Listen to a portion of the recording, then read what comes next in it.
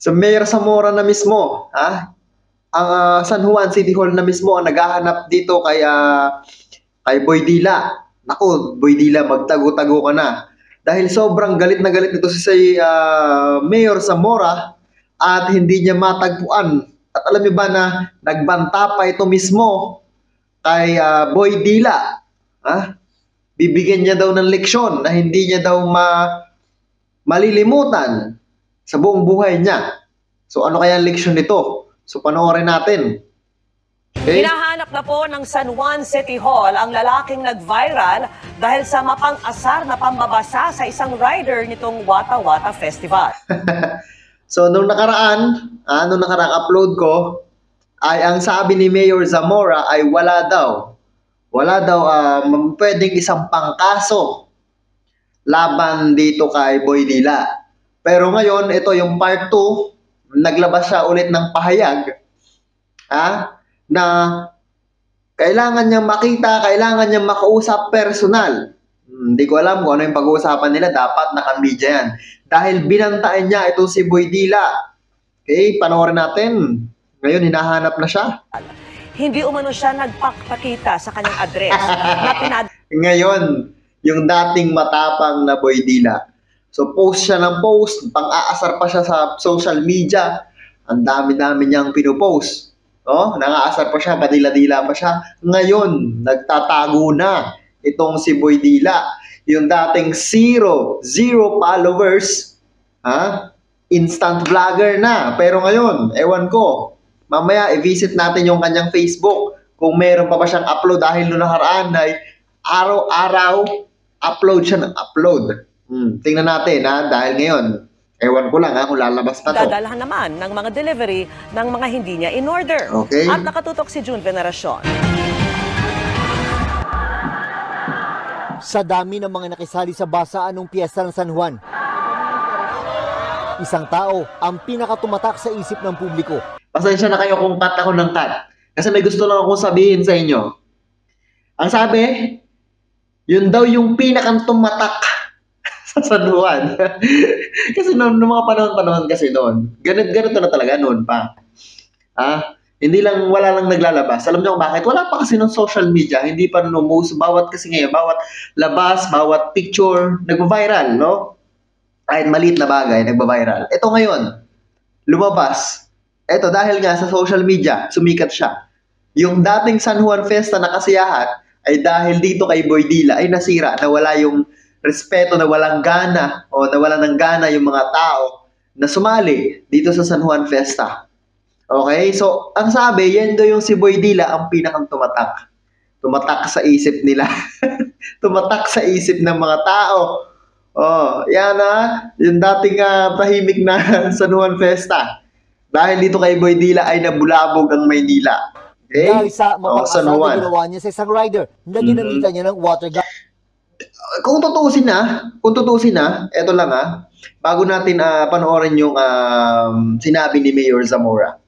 Kung tutuusin, ang dami-dami, diba, ang dami-daming namurwisyo, pag-water gun, dila-dila nang-aasar lang naman ito si Boy Dila. Pero, ang napapansin lang talaga ng mga tao ay si Boy Dila. Napansin niyo ba? Napansin niyo ba? Nakita niyo ba na inulan ng mga basher yung mga tao na focus doon sa ibang tao? No, hindi, di ba? Ang focus lang na kasi ng tao kung saan may viral, doon lang nakafocus yung yung mga tao, yung mga Pinoy, no?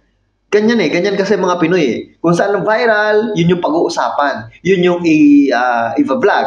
Kagaya ko, kasi viral to. So, aminin ko na yung mga mga binivideo ko dito, mga ginagawa ko ng reaction video, yung mga viral, yung mga pinag-uusapan. Kasi wala namang manunod sa akin kapag hindi yan na viral. Okay, so sabihin na natin na viral ito si Boy Dila. Hindi naman nakita yung mga tao na sumali din sa San Juan Festa. Nakita ba? Di ba hindi? May makita man siguro pero hindi siya viral kagaya ni Boy Dila. Dahil nga kay Boy Dila, nasira yung kasiyahan ng festa. Okay, siya ngayon ang nagiging mukha. Ito na. Okay, ito na. Yung sinabi ni Mayor Zamora. Okay? Ng Wata Wata Festival. Siya daw yung nagiging mukha ng Wata Wata Festival. O, yung dating okay lang, yung dating tahimik na Wata Wata Festival, ngayon nabulabog dahil dito kay Boy Dila. Sinisisi siya ng mayor na ng San Juan City. Sinisisi na siya ngayon. Yung last na upload ko, kung napanood niyo yung aking upload dito kay Boy Dila, yung sinabi ni Mayor Zamora, ay wala daw, hindi daw siya pwedeng kasuhan. Ngayon, sinisisi na siya. At nakakalungkot at nakakagalit.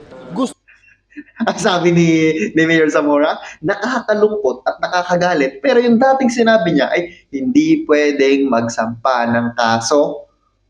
Yun yung sinabi niya kasi wala namang nilabag na ordinansa. Ngayon, ang sinasabi ni Mayor Zamora, siguro nabash siya ng mga tao kasi maraming nagko-comment. Ang sabi sa comment, nagpapabango ka lang sa mga botante mo, nagpapalakas ka lang. Ngayon, sa halip na siya ay lumakas, parang nasisira siya ng mga basher din niya.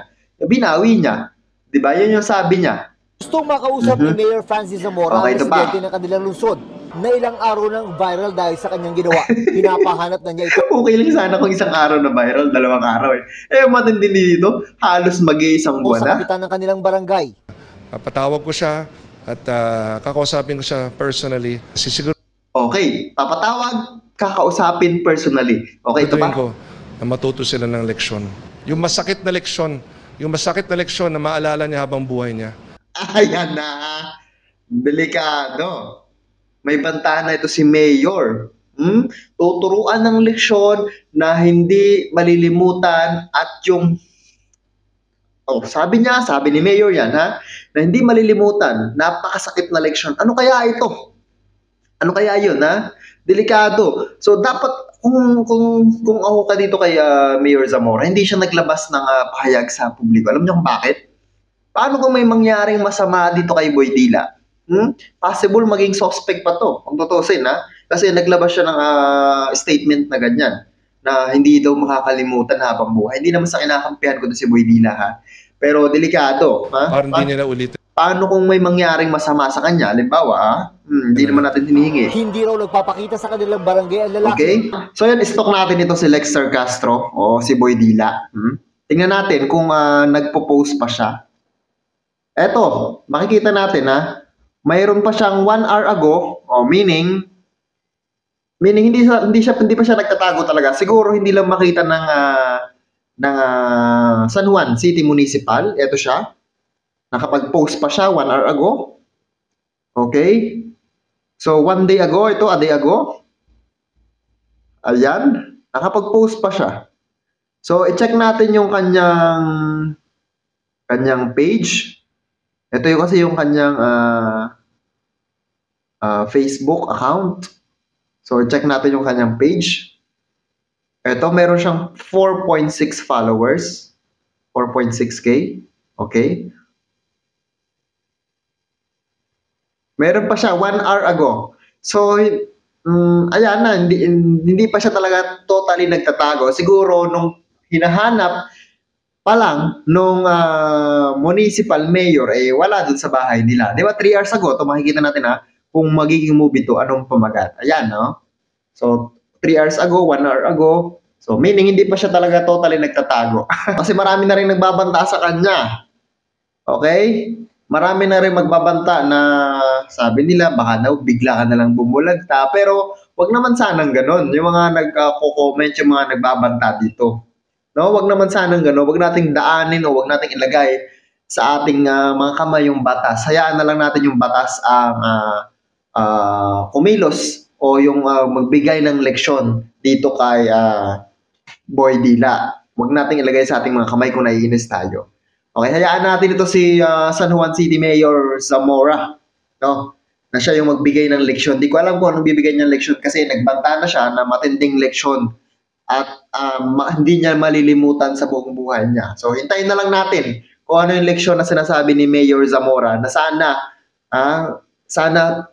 ilugar niya pa rin yung pagbibigay niya ng leksyon. Sana manaig pa rin yung human rights kahit naiinis yung mga tao, kahit ako naiinis din sa kanya.